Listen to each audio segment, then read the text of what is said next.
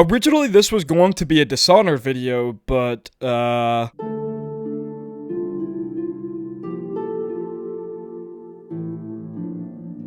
yeah, I'm just not into it. On paper, I like it, right? A cool stealth game with light immersive sim elements, all packaged and produced by Bethesda. But, I just don't like it, man. I don't know what to tell you. Maybe I'll revisit it in the future if I ever get like 10,000 subscribers. Sure, I'll do that. But considering I haven't made a video in like 6 months, I doubt that's even ever going to happen. So here's Call of Duty World at War instead. I finally beat Civ 11 to a video game. And I know, I can hear someone in the comments section crying saying, "Oh, a Call of Duty game? What happened to you, Giuseppe? I thought you were a cool and base Civ clone that only liked old school style retro FPS games." And to that I say, I'm still cool and based, probably more so than you. But I was also born in the year 2005, so instead of a boomer, I'm actually a zoomer. And you know what, while I'm on the topic of Civvy, he can go suck the fat end of a super shotgun because I love Monster Zero Ultra. That's not boomer juice, that's straight dopamine in the form of battery acid, and I love every second and sip of it. That's besides the point though, I'm getting off topic, I need to talk about Call of Duty. Alright, so World at War was the first Call of Duty game made by Treyarch. Okay, scratch that. The first one that came out that I cared about because I was literally under 2 years old when COD 3 came out. That was in 2006. World of War still wasn't my first Call of Duty game though. That title goes to COD 4, which came out in 2007. Which I also wanted to do a video on where I beat the whole game on veteran difficulty, and then I decided I valued not developing hemorrhoids at the age of 19. You see, Call of Duty 4 was a big leap forward for the franchise because it was the first Call of Duty game not set during World War II, hence the name Modern Warfare. And honestly, I prefer the more modern setting of Call of Duty 4 to World at War. The guns are cooler in my opinion, but the campaign is just superior in World at War, something that the guns in Modern Warfare just can't make up for. Seemingly, World at War was meant to be the last Call of Duty game because after that we got a long list of bangers. No. Yeah, no, not that one either. Okay, actually, I like that one. I say seemingly meant to be the last World War II game because after Infinite Warfare in 2016, we got Call of Duty World War II in 2017, and do you see why the opinion of the Call of Duty franchise has fallen so far from grace in the eyes of the gaming community? Like, do we really need 48 Call of Duty games in the span of 22 years? Okay, I feel like I've rambled enough. Let's talk about what you came here for. The first level, Simplify, starts out with this guy getting a cigarette shoved into what I can only assume is his eye, followed by him being murdered. Go to hell.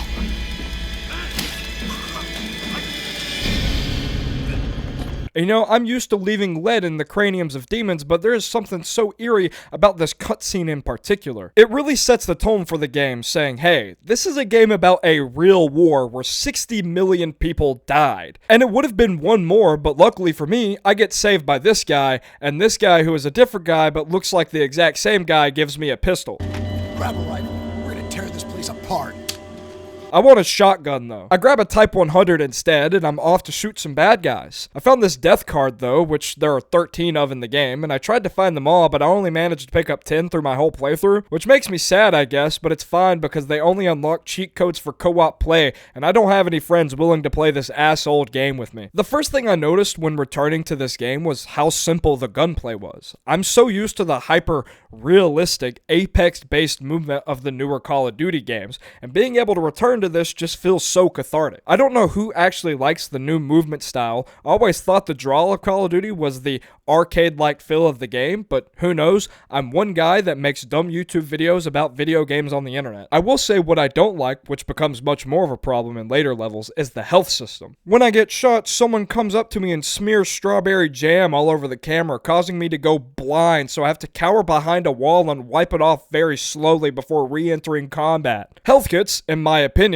are not only cooler, but make more sense than just regenerating health. I know that health kits instantly regenerating your health isn't very realistic, but I feel like it's more realistic than just regenerating health. But also, the health kit approach always seems to promote a more active sense of gameplay and not this cowering bullshit. Regenerating health isn't bad either, I just think it's stupid that my whole screen goes red, causing me not to be able to see what the fuck is shooting at me, therefore I die. There's a Tommy gun in this building here.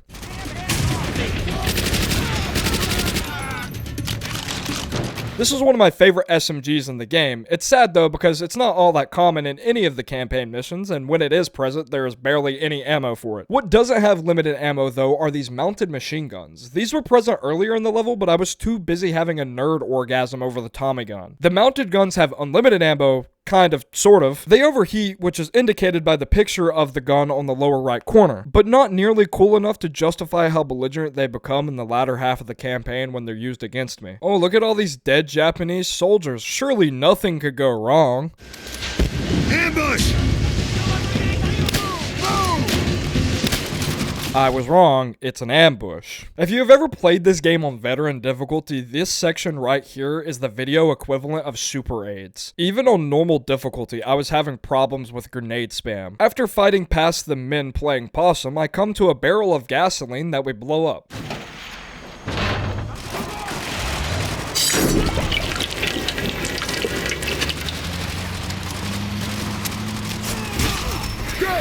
Go! That would have been cool, but I take my first death here.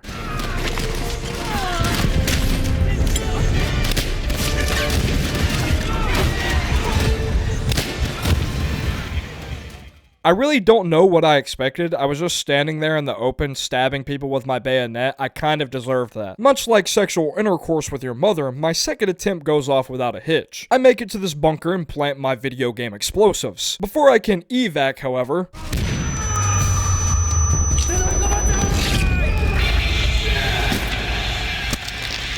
Don't worry, this is a scripted event. I get to see the explosion as we're floating away.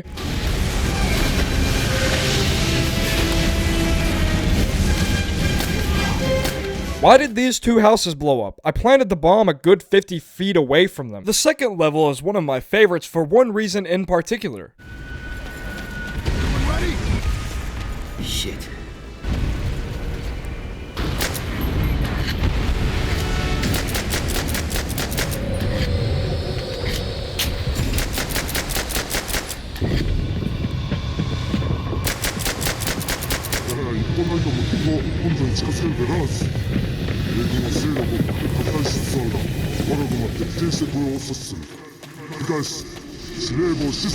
Yeah, there's a ray gun in this campaign. I have to call in some airstrikes on the machine gun bunkers up here. You can take them out with the ray gun, but it's a lot quicker to just use an airstrike. The ray gun is cool and all, but honestly, I don't know how well it's suited for combat with human enemies. It works really well in zombies because it has splash damage, but in the campaign, it's just not as good because the enemies aren't that bunched up together. It'll kill things in one shot, I mean, because it's a laser pistol, but honestly, I'd rather just use a shotgun, which now that I mention it, I'll be taking this. Southwest! Terrain. They could be anywhere.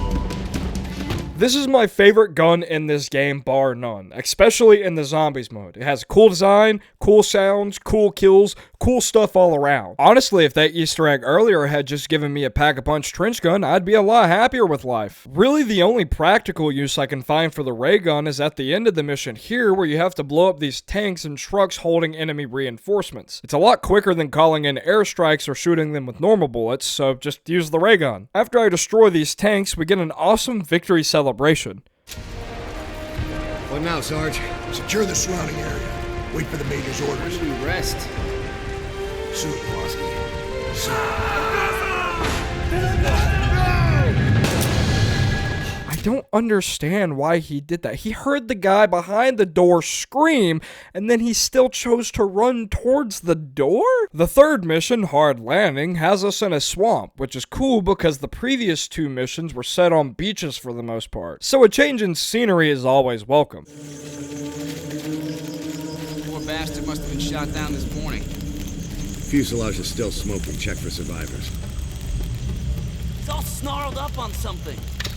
Shit! Grenade!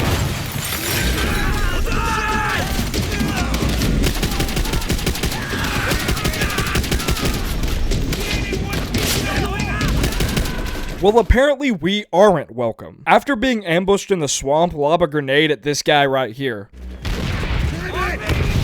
Honestly, man, I just thought that clip was really nice and I wanted to show it off. I have two options, either fight through or around this bunker, and I choose to fight through the bunker because, you know, I'll be enclosed and away from the fight. I make it through said bunker and immediately get hit with a grenade that I hear but I don't see an indicator for, so I figure I'm fine, right? Wrong. I crouch to take cover in a panic and then I die. I want to kill my... Okay, so I spawn back in and I fight my way through the bunker again and I run away from this grenade indicator thinking that I escaped. What am I even supposed to do there? The grenade literally spawned inside of my asshole and I had 1 second to react. I counted. Even if I wanted to run away, there wouldn't have been a chance because my knife was balls deep inside this guy's chest. Grenade cringe aside, I get a flamethrower, which is cool for several reasons other than being able to commit Call of Duty World at War crimes.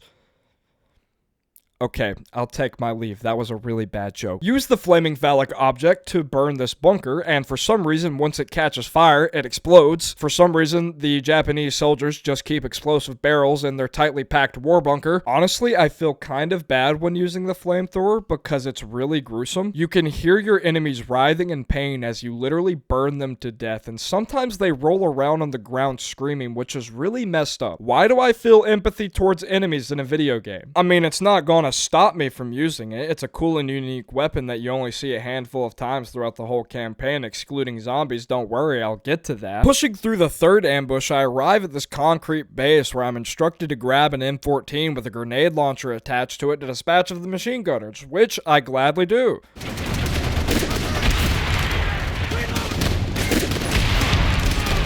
Burn the rest of them. They don't deserve to be grenade launched. Hey, have you ever seen a single man take down 3 tanks by himself?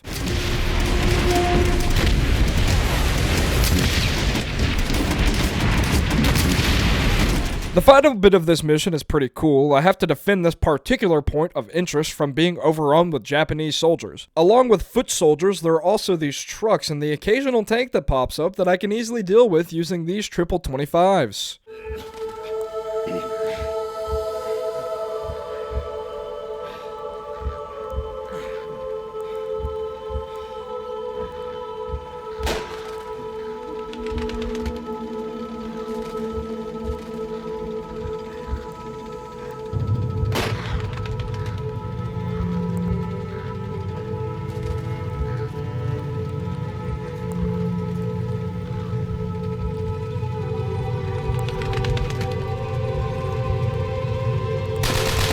That's a fucking Nazi. What is this, Wolfenstein? Next time I'm gonna see Mecha Hitler? This is Vendetta, and in my honest opinion, this is where World at War shines the most. The thing I haven't talked about yet is how the campaign is split up into 2 different storylines. One follows a Marine by the name of Private Miller, and the other, more based and cool side, following a soldier from the Red Army, Dmitri. The American side of the campaign is fine, but it just never feels as epic as the Soviet side. And nothing cements that idea more than the opening for Dmitri's story. I'm literally surrounded by my fellow Soviet comrades, crawling through them trying to remain undetected by these German soldiers. And then all of a sudden, this guy tells me to be quiet, then he gives me the sniper rifle and tells me to shoot the very bad boys that are going to doggy hell.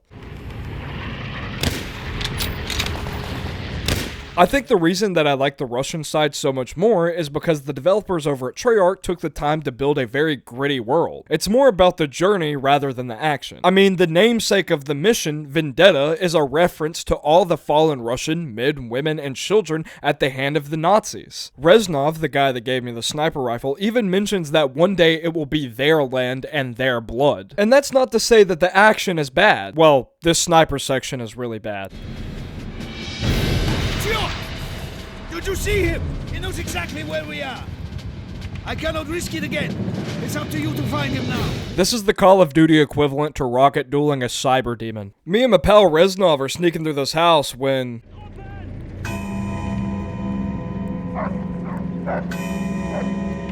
They found us. We need to leave now. Hit the floor. They are trying to burn us out. Alright, so now we have to escape a building that is actively being torched with flamethrowers, and at the end of all that, we jump into the streets as the house is exploding to seemingly be caught by Nazis, but wait, we're saved by our comrades!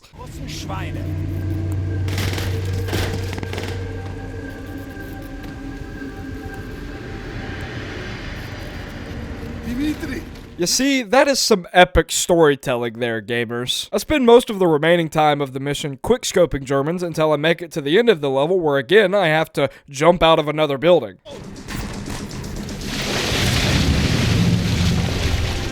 Sticking with the communist narrative, Their Land, Their Blood is a banger of a mission as a follow-up to a mission named Vendetta. Oddly enough, this one takes place 4 years in the future, and apparently I was caught by Nazis in between.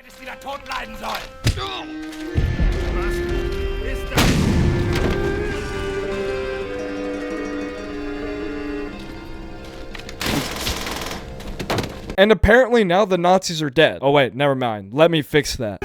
I get to rocket duel a few tanks here. And you know what? Since you're already here, what about a surprise tank?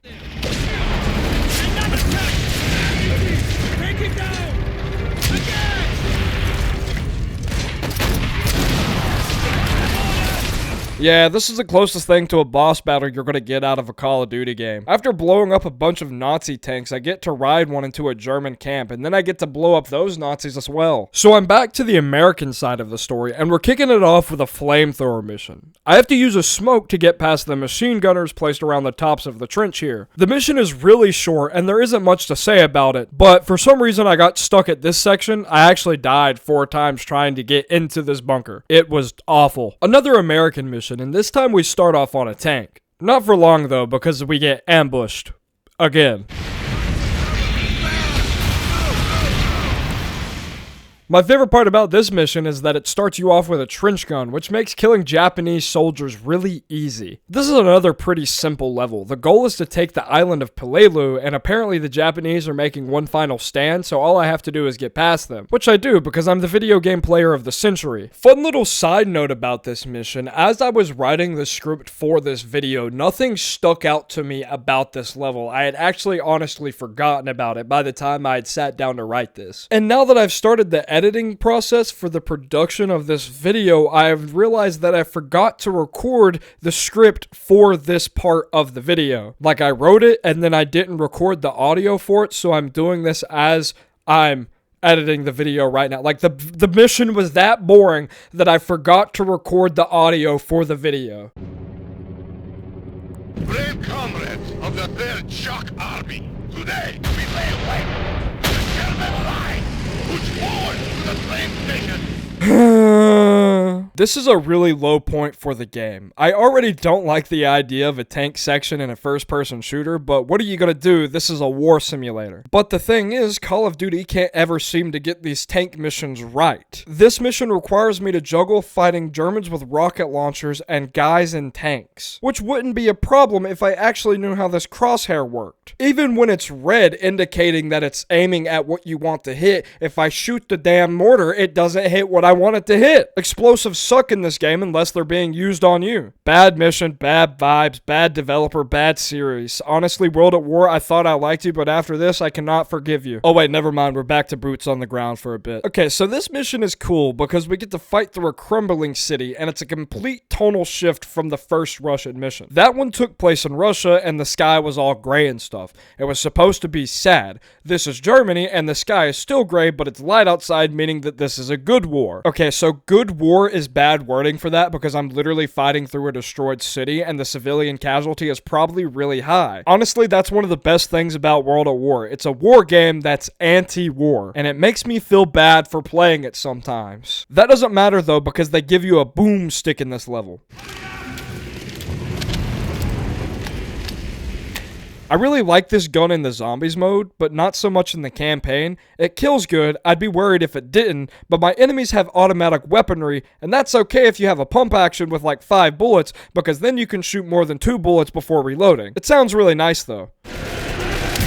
I'm running out of things to say at this point. Most of this game is just running through a house shooting bad guys with not much happening in between. This time I have a longer boomstick, I guess. Although I guess there is this one pretty cool spectacle where once I finally get out of this house, I can see the complete path of destruction the war's left on Germany. Eventually I fight my way through the destroyed bits of Germany into a metro, which I misremembered as being a sewer for some reason, and I was going to make a civvy meme, but now I can't, which makes me sad. Although we do get flushed out, so So basically, it's a sewer mission. You know that old adage, looks like a sewer, feels like a sewer, probably is a sewer. This mission is the American Storyline's wacky mission. It's an on-rails section where you're fighting off fighter jets, armored boats, and destroying cargo ships. It's not bad, but it's definitely not good. It's definitely here only to say that this game has 15 levels in the campaign because 13 wouldn't have been enough. Sticking with Private Miller, we have another American level, and I hate it. At least I remember hating this mission. I beat this game all in one go, and you know, that gets a little draining at a certain point. My brain was fried, and I didn't want to sustain the constant barrage of enemy fire that was caused by some undisclosed man spreading strawberry jam all over my screen. I'm supposed to fight my way into and through this bunker, and I do that reluctantly. Once I emerge from said bunker, I'm supposed to bomb 3 other bunkers. Seems simple enough, right? Well, it would have been aside from the fact that I just kept on fucking dying. Alright, so I've blown up 3 bunkers now, and I have to fight my way through these tunnels until eventually I kill these mortar shell guys, which ends the mission. But before that, we get some insight that we don't get more supplies until tomorrow,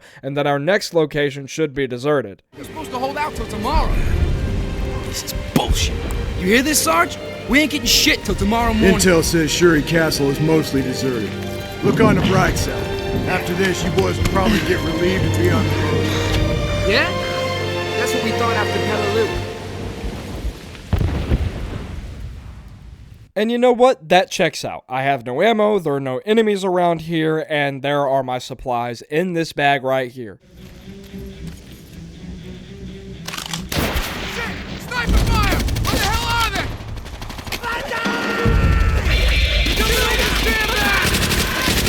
Okay, so 2 of the 3 things I said were true. This is the final mission, the climax of the American storyline, if you will, and I really like this level, especially the part where I get to chuck mortars at people.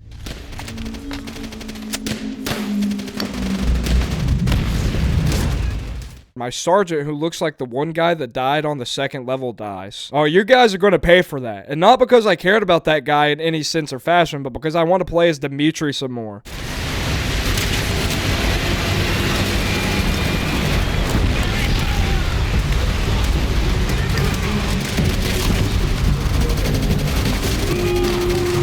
And that's it. That concludes Private Miller's campaign. Alright, we're almost done here. I wake up as Dimitri and I'm being pulled out of the metro by Reznov. Now, this isn't the last level, but it's the final push. The Germans are trying to defend this building right here called the Reichstag. But I don't like they're defending it, so I'm gonna go take it. So I go and kill some Nazis and blow up a few big guns in the process. It's not that simple though. I've probably mentioned this earlier, but I'm gonna say it again. I'm not an MLG pro gamer. I'm more of like a redneck from North Carolina who was given access to the internet and a computer that can kind of sort of make videos. I play video games for fun when I'm not working my blue-collar job. Okay, I don't work a blue-collar job. I work at a game store as a social media manager. But the point still stands that I'm not really that good at video games, and this level is a pain in my ass. A real ball buster, hemorrhoid-inducing if you will. I died a lot. Like, there's this clip right here where I'm providing fire from above from the safety of a house, or so I thought. Apparently I didn't clear the entire place out because a Nazi killed me while I was looking the other direction. I was up there for at least 3 minutes before he decided to do that. This section is so open and chaotic, and grenade spam is so prevalent on normal, I can only imagine what it's like on veteran. I do eventually make it past the belligerent Nazi force, but then this happens.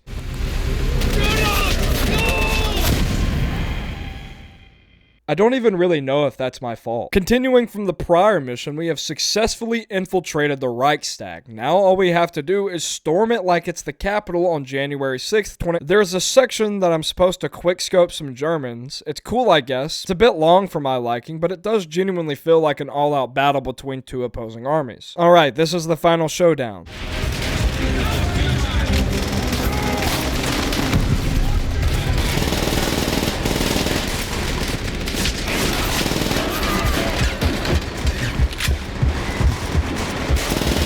After I seemingly kill the rest of the Germans, I get to take this flag and plant it. But before I can...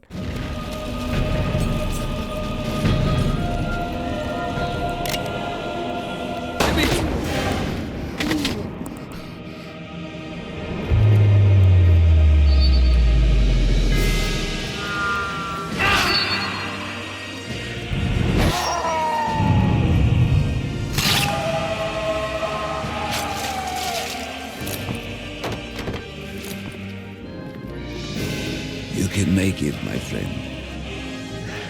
You always survive.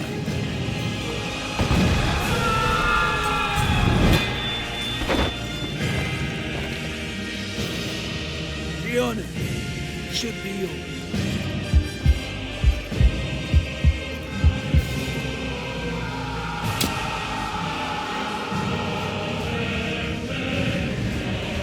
As long as you live, the heart of this army can never be broken. Things will change, my friend. As heroes, we will return to Russia's embrace. You see why I like the Russian side so much more? It's just so badass.